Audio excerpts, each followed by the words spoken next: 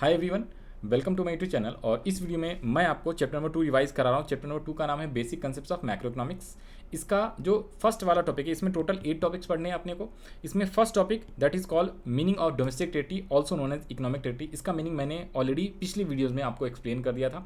तो आज वाली वीडियो में मैं आपको नॉर्मल रेसिडेंट वाला टॉपिक करवाने वाला हूँ। तो आइए जरा नॉर्मल रेसिडेंट और उसके बाद वाले टॉपिक। तो नॉर्मल रेसिडेंट का मतलब क्या होता है, याद कीजिए। डोमेस्टिक टेरिटरी का मतलब मैंने बताया था, डोमेस्टिक टेरिटरी के अंदर हमने आपको बताया था कि जैसे यूएनए का ऑफिस होएगा, यूनाइटेड नेशन ऑर्गेनाइजेशंस, कोई भी international organisations that is United nation organisations, WHO, world health organisations, तो उन सबको डोमेस्टिक टेरिटरी का पार्ट नहीं मानते हैं। तो उसमें जो इम्प्लॉयज़ वगैरह काम कर रहे होंगे, उसके अलावा जो फॉरेन की एम्बेसीज होती हैं, चाहे वो ब्रिटेन की एम्बेसी हो, अमेरिका की एम्बेसी हो, रशिया की हो, चाइना की एम्बेसी इंडिया में है, तो उसे भी डोमेस्टिक टेरिटरी का पार्ट नहीं मानते। तो उसके अंदर वहाँ के जो लोग काम कर रहे होंगे, ambassador of America, ambassador of Russia, ambassador of Chinese, ठीक है जी, कॉन्सुलेट्स, मेंबर्स, तो उन सबको भी क्या करेंगे, रेसिडेंट नहीं मानते, नॉर्मल रेसिडेंट नहीं मानते। और एग्जैक्टली मैं बताऊं नॉर्मल रेसिडेंट का मतलब क्या होता है, मीनिंग बोलेगा तो आपको 2 पॉइंट याद रख लेना। नंबर 1, वो जिस डोमेस्टिक टेरिटरी में रह रहा हो, resides in that domestic territory, and उसका सेंटर ऑफ इकोनॉमिक इंटरेस्ट भी उसमें होना चाहिए। 2 चीज़ें याद रख लेना एंड करके, कि वो इंडिविजुअल या इंस्टीट्यूशंस, कोई भी इंडिविजुअल या इंस्टीट्यूशंस जहाँ पे वो रह रहा हो जिस कंट्री में, और साथ में एंड यहाँ पे वर्ड ध्यान देना, एंड उसका इकोनॉमिक इंटरेस्ट भी क्या होना चाहिए, उसी कंट्री में होना चाहिए। तब हम उसको क्या मानते हैं, नॉर्मल रेसिडेंट मानते हैं। अदरवाइज इसको नॉर्मल रेसिडेंट नहीं मानते। करेक्ट है, ये डेफिनेशन है आपका। तो इसमें 2 चीज़ें याद रख लेना है। नंबर 1, एक तो वो वहाँ पे रह रहा हो डोमेस्टिक टेरिटरी में, और उसी डोमेस्टिक टेरिटरी में इकोनॉमिक इंटरेस्ट हो उसका। अब सर यहाँ पे बात आती है इकोनॉमिक इंटरेस्ट किसे कहते हैं, तो ध्यान से सुनना। सर इकोनॉमिक इंटरेस्ट का मतलब क्या होता है, इकोनॉमिक इंटरेस्ट का मतलब होता है कि वो वहाँ पे रह रहा हो, वहीं पे काम कर रहा हो, वहीं पे कमा रहा हो, और वहीं पे वो खर्चे कर रहा हो। तो जहाँ पे जिस डोमेस्टिक टेरिटरी में वो रह रहा है, वहीं पे वो काम करेगा, मेहनत करेगा, और अर्निंग कमाएगा, और एक्सपेंडिचर भी करेगा। तो सिंपल, अर्निंग करे, एक्सपेंडिंग करे, और एक्यूमुलेशंस फ्रॉम दैट लोकेशंस, तो उसे हम बोलते हैं क्या, इकोनॉमिक इंटरेस्ट। ठीक है, सेंटर ऑफ इकोनॉमिक इंटरेस्ट उस जगह को बोलते हैं, या उस डोमेस्टिक टेरिटरी को बोलते हैं। तो फिर हम कहेंगे कि वो उसी डोमेस्टिक टेरिटरी का क्या है, रेसिडेंट है। तो कोई भी बंदा, अगर मान लो कोई मिस्टर जॉन है फॉरेन वाला, वो इंडिया में आया, इंडिया में ही रहने लगा, यहीं पे कमाता है, यहीं पे खाता है, ठीक है, यहीं पे अपने सारे काम धंधे करने लगे, तो उसे हम बोलेंगे वो नॉर्मल रेसिडेंट बन गया। ठीक है जी, तो ये चीज़ें आपको ध्यान रख लेना है। और आ जाओ जी, वो कौन कौन सी चीज़ें हैं जिसे आप नॉर्मल रेसिडेंट में कंसिडर नहीं करते हो। मान लो कोई मिस्टर जॉन आया, ठीक है जी, और वो आया, 2-4 दिन रहा यहाँ पे, ताजमहल घूमा, लाल किला घूमा, और वापस चला गया, तो उसे हम बोलेंगे फॉरेन टूरिस्टर। वो एज अ टूरिस्ट आया, टूरिस्ट वीज़ा पे आया, तो आया, घूम घाम के चला गया, तो उसे हम नॉर्मल रेसिडेंट नहीं मानते। तो कोई भी फॉरेन टूरिस्टर या कोई भी विजिटर होता है, वो क्या होता है, नॉर्मल रेसिडेंट नहीं होता है। और कौन कौन से, कोई भी फॉरेन स्टाफ, ये ऑलरेडी बता दिया, जो एम्बेसीज हैं, कॉन्सुलेट्स हैं, इंटरनेशनल ऑर्गेनाइजेशंस है, उसमें जो काम करने वाले स्टाफ होते हैं, foreign staff of embassies, officials, diplomats, members of armed force, ये सारे के सारे क्या है, नॉर्मल रेसिडेंट नहीं है। ये हम पढ़ रहे हैं वो जो नॉर्मल रेसिडेंट के अंदर इंक्लूड नहीं करते हैं, नॉट इंक्लूडेड। ओके, इसके अलावा कोई भी इंटरनेशनल ऑर्गेनाइजेशंस के इंप्लॉयज़ होते हैं, यूएनए, डब्ल्यूएचओ, इसके जो इंप्लॉयज़ होते हैं, इसे भी हम लोग क्या बोलते हैं, नॉर्मल रेसिडेंट नहीं मानते, नहीं कंसिडर करते।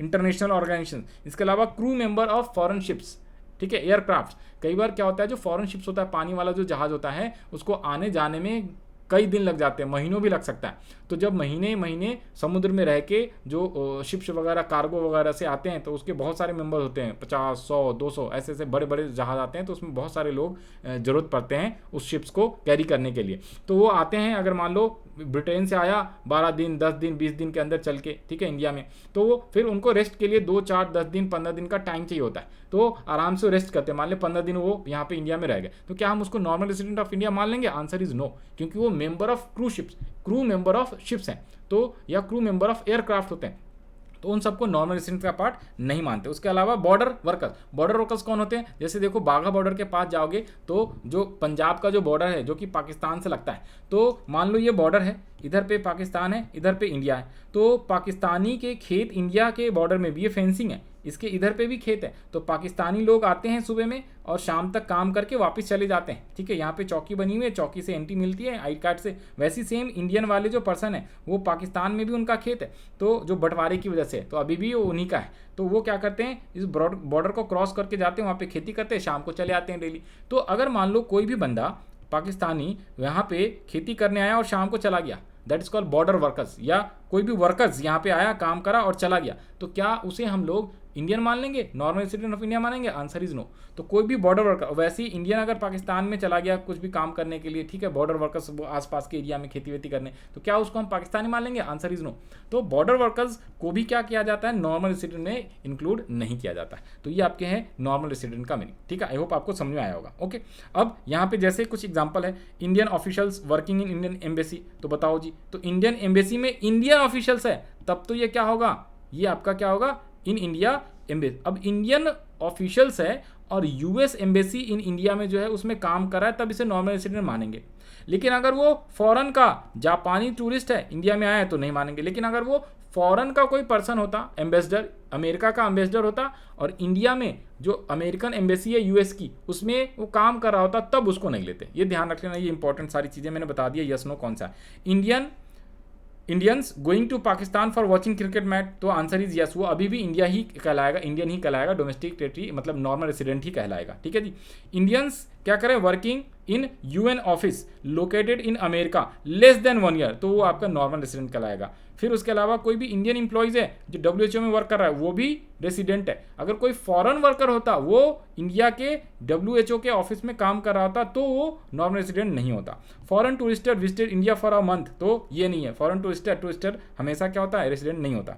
इंडियन मुस्लिम्स है गोइंग फॉर हज पिलग्रिम्स, हज यात्रा के लिए जा रहे हैं, तो उसे भी हम लोग डोमेस्टिक टेरिटरी में नॉर्मल रेसिडेंट मानते हैं, उसको हम नॉर्मल रेसिडेंट मानते हैं। ये सब कुछ एग्जाम्पल है, इस टाइप से एमसीक्यू करके आपके क्वेश्चन बन सकता है। Okay, now come to the point. एक होता है आपका सिटीजनशिप, एक होता है नॉर्मल रेसिडेंट। जो अभी नॉर्मल रेसिडेंट पढ़ा, नॉर्मल रेसिडेंट का मतलब क्या होता है, दो चीज़ें। नंबर 1, एक तो वो उस डोमेस्टिक टेरिटरी में रह रहा हो और साथ में उसका सेंटर ऑफ इकोनॉमिक इंटरेस्ट भी उसी टेरिटरी में हो, तो उस डोमेस्टिक टेरिटरी को उसको नॉर्मल रेसिडेंट बोला जाता है। अब सिटीजनशिप अलग होता है, सिटीजनशिप टोटली डिफरेंट होता है। सिटीजनशिप भी 2 तरीके से मिलता है। नंबर 1, एक तो बाय बर्थ मिलता है, ठीक है। नंबर 2, अगर उसने मान लो इंडियन की बात करें, तो इंडियन लॉ ने अगर उसको परमिशन दिया है, सिंपल बोलूँ तो इंडियन लॉ ने उसे पासपोर्ट इशू कर दिया, इंडियन पासपोर्ट, तो वो क्या हो जाएगा, वो आपका सिटीजनशिप बन जाएगा। तो सिटीजनशिप बाय बर्थ होता है। अगर कोई भी बंदा है इंडिया में, क्या किया है, उसका बर्थ हो गया, तो वो इंडियन सिटीजनशिप हो गया। अगर मान लो कोई इंडियन है, वो फॉरेन में चला गया और फॉरेन में उसका बर्थ हो जाता है, ठीक है जी, तो वो उस कंट्री का सिटीजनशिप कहलाता है। और अगर मान लो कोई प्रेग्नेंट लेडी भाई एरोप्लेन से जा रही है दूसरे देश, और ऊपर में ही क्या होगा, मान लो डिलीवरी हो गई, कई बार अचानक ऐसा सिचुएशन आ सकता है, तो अगर वो ऊपर में डिलीवरी हो जाएगी तो कहाँ का मानेगा, ये आप लोग कमेंट सेक्शन में बताओगे। फिर उसको कौन से देश का रेसिडेंटशिप मानेंगे।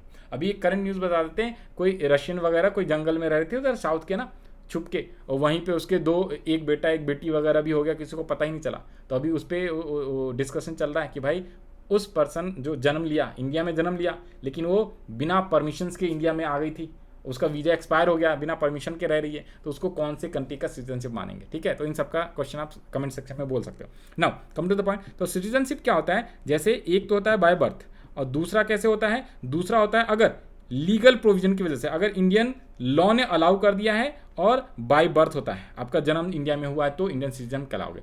अब लीगल लॉ का मतलब समझो, जैसे अदनान सामी, एग्जैक्ट एग्जाम्पल बताते हैं, अदनान सामी पाकिस्तान में जन्म लिया, तो वो पाकिस्तानी सिटीजनशिप है, वो बहुत साल तक पाकिस्तान में रहा, वहाँ पे सिंगिंग करता था, उसके बाद फिर वो इंडिया आ गया, और जब इंडिया आया तो उसको अच्छा लगा इंडिया में, तो यहीं पे सिंगिंग करते करते यहीं पे रह गया वो, फिर वो वापस गया ही नहीं पाकिस्तान।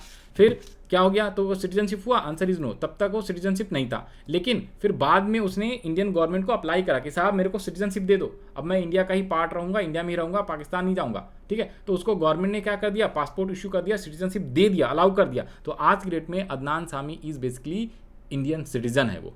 समझ आई बातें। तो ये चीज़ें, वैसे ही तिब्बतियन लोगों को चाइना ने तिब्बत को कब्जा कर लिया था, ठीक है जी। फिर बहुत सारे तिब्बतियन लोग इंडियन में आ गए, तो उन लोगों ने फिर बाद में अप्लाई करा, फिर उनको भी पासपोर्ट दे दिया गया और कई जगह उनके लिए स्पेशल कॉलोनी बनाई गई। आधार कार्ड, राशन कार्ड और you can say pan card, सब चीज़ उनको अलाउ है, पासपोर्ट भी उनको बनाया हुआ है इंडिया का, तो उनको हम बोलेंगे सिटीजनशिप, उसको अलाउ कर दिया इंडियन गवर्नमेंट ने, तो वो सिटीजन ऑफ इंडिया कहलाते हैं आज के डेट में। ठीक है जी। तो सिटीजनशिप ये होता है, और रेसिडेंटशिप अभी ऊपर में ऑलरेडी मैंने बताया है कि जहाँ पे वो बंदा रह रहा हो और साथ में उसका इकोनॉमिक इंटरेस्ट है, उसे रेसिडेंटशिप कहते हैं। तो ये हमने टॉपिक नंबर 2 कंप्लीट कर लिया।